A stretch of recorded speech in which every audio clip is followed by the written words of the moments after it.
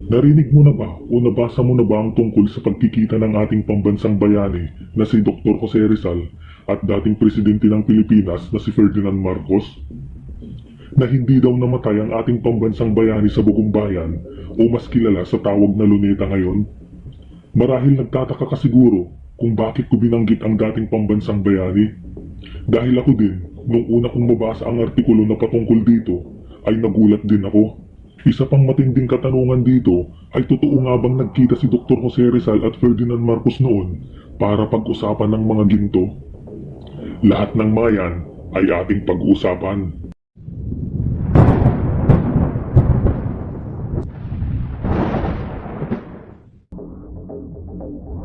December 30, 1896. Namatay si Dr. Jose Rizal sa Bagong Bayan o mas kilala sa tawag na Luneta ngayon. Ngunit ito ay pinabulaanan ni Karen Hodes na isang dating abogado ng World Bank na isang malaking palabas lamang ang pagkamatay ni Dr. Jose Rizal dahil plinano ng mga Jesuits ng Society of Jesus ng Vatican sa Italy. Dahil ito lang ang tanging paraan para matakasan niyang matinding panganib sa kanyang buhay sa mga Kastila noon. Ginawa nila ito sa kanya dahil kilala si Dr. Jose Rizal ng mga hari at reyna ng mga iba't ibang bansa sa Europa noon dahil sa angking talino niya at galing niya sa pakikipag-usap na may 10 lingwahe itong nalalaman.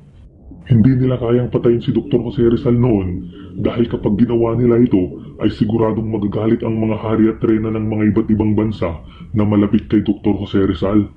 At kapag nangyari ito ay siguradong mahahadlangan ang mga plano ng mga Kastila sa kanilang pananakop sa ating bansa.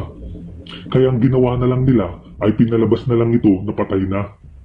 Kung tutuusin din naman, ay kaya nilang wakasan ang buhay ni Dr. Jose Rizal noong una pa lang sa paggawa niya ng nobela na No Limitang Here. Pero hindi ito nangyari, kaya nakagawa pa siya ng iba at isa na nga dito ay ang El Filibusterismo. Sabi ni Karen Hodes ng World Bank ay masyadong matalino si Dr. Jose Rizal sapagkat pinakita niya talaga ang pagmamahal niya sa bansa, na siya ang nagplano ng Wealth for Humanity.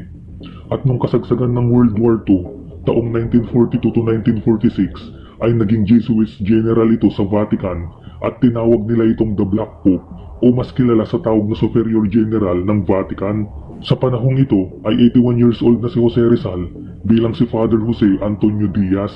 Sinubukan kong maghanap sa internet kung totoo nga bang si Father Antonio Diaz ay naging Superior General o The Black Pope ng Vatican noong 1942 to 1946. At ito lamang ang mga napansin ko na sa bawat Superior General na naitatalaga nila sa Vatican ay buwan lang o isang taon ng pagitan kung magkakaroon ulit sila ng bagong superior. Ngunit ang nakakapagtaka ay sa taong 1942 to 1946 na sinasabi nilang nanilbihan si Father Jose Antonio Diaz sa Vatican ay wala itong record sa listahan ng mga naging Superior General sa Vatican. Ayon sa iba, kaya walang record sa pagitan ng 1942 to 1946 ay dahil sa World War II, kaya walang Jesuits General ang naitalaga sa mga taong iyan. Ngunit para sa kaalaman ng lahat, noong World War II, ang bansang Germany at ang mga kaalyado nitong bansa ay sinakop ang buong syudad ng Roma sa pagitan ng 1943 to 1944 at tanging Vatican lang ang hindi nasakop dahil nakiusap ang mga padre sa Vatican na wag nilang sakupin ang sagradong simbahan at syudad ng Vatican. At dahil hindi nasakop ang Vatican noon, kaya malabong maging rason ang World War II. Hanggang ngayon ay isang malaking palaisipan pa rin kung sino ang namuno sa Vatican sa pagitan ng 1942 to 1946. Hindi ba pinagtakpan lang ito para may tago nila ang pagkatao ni Father Jose Antonio Diaz? Sa paghahalughog ko ng mga impormasyon sa internet, ayon sa top secret ng The Mysteries of Barclays account, si Jose Rizal ay nanilbihan bilang Jesuits General sa Vatican ng matagal na panahon bilang si Father Jose Antonio Diaz at naging papal nunsyo pa ito. Dahil na rin sa galing nito sa iba't ibang lingwahe, ay nakapaglakbay ito sa iba't ibang panig ng mundo. Matapos ang World War II, naghanap ang mga hari at mga emperador ng isang taong mapagkakatiwalaan ng kanilang nakatagong kayamanan. Ang taong hinahanap nila ay dapat hindi nila kadugo upang maitago ng mabuti ang mga kayamanan. At dahil sa galing sa pakikisalamuha at malapit na kakilala ng mga hari, ay pinili si Jose Rizal na kilala noon bilang si Father Jose Antonio Diaz. Ito ang pinakamatinding sikreto ng mga hari at mga emperador kung kaya't malaki ang ginampanan ni Jose Rizal o Father Jose Antonio Diaz noong mga panahong iyon. At dahil dito, si Jose Rizal o si Father Jose Antonio Diaz ay isang pinakamahalaga at pinakasikretong tao ng 19th century. Ayon kay Karen Hodes, ang mismong nagtayo ng Global Deep Facility ay ang mismong ating pambansang bayani na si Jose Rizal bilang si Jose Antonio Diaz ng Vatican, 83 years old, at si Ferdinand Marcos na 27 years old pa lang noon. Ang layunin nilang dalawa ay para tustusan ang mga pangangailangan ng iba't ibang bansa. Ginamit nila ang kanilang mga talino bilang isang mabuting leader para mapangalagaan ang mga kayamanan na ito at hindi mapasakamay sa mga elitista na pinapalabas nila na ito ay ill-gotten wealth upang linlangin ang mga bawat bansa na siyang kumukontrol naman sa mga ekonomiya ng bawat bansa upang manatili sa pamamagitan ng utang at manatili ang mga bansa, lalo na ang bansang Pilipinas, sa kahirapan. Ang tanong natin, paano nga ba nagtagpo si Ferdinand Marcos at si Father Jose Antonio Diaz? Bago pa man maging Pangulo ng Pilipinas si Ferdinand Marcos, ay sikat na itong abogado sa buong mundo dahil naging top notcher ito sa bar exam. Bukod pa dito, ay may panalo niya ang nalundasan case noong 1939 sa edad na 22 na kung saan naipagtanggol niya ang kanyang sarili bilang abogado. At dahil sa kasikatan niya, kaya siya kinuha ni Jose Rizal bilang abogado para matulungan at masit up nila ang mga kayamanang ito na tinawag nilang Wealth for Humanity o kilala ngayon sa tawag na Marcos Gold. At dahil sa kayamanang ito ay naitatag ang World Bank. Inihayag ang mga kayamanang ito matapos ang World War II kasama na ang 400,000 metric tons ng mga ginto sa Bangko Sentral ng Pilipinas at iba pang sikreto na 217,000 metric tons sa iba't ibang bangko sa buong mundo.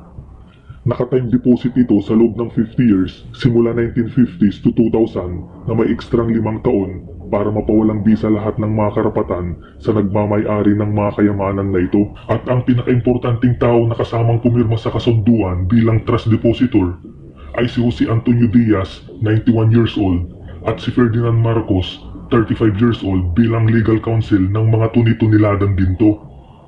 Ang mga kayamanang ito ay hindi pa rin mapakinabangan hanggang ngayon dahil kinukontrol ito ng mga elitista na umahawak at kumukontrol sa Federal Reserve ng Amerika, Bank of England, World Bank, International Monetary Fund at European Central Bank at sa mismong Central of all Central Banks sa buong mundo na matatagpuan sa Switzerland.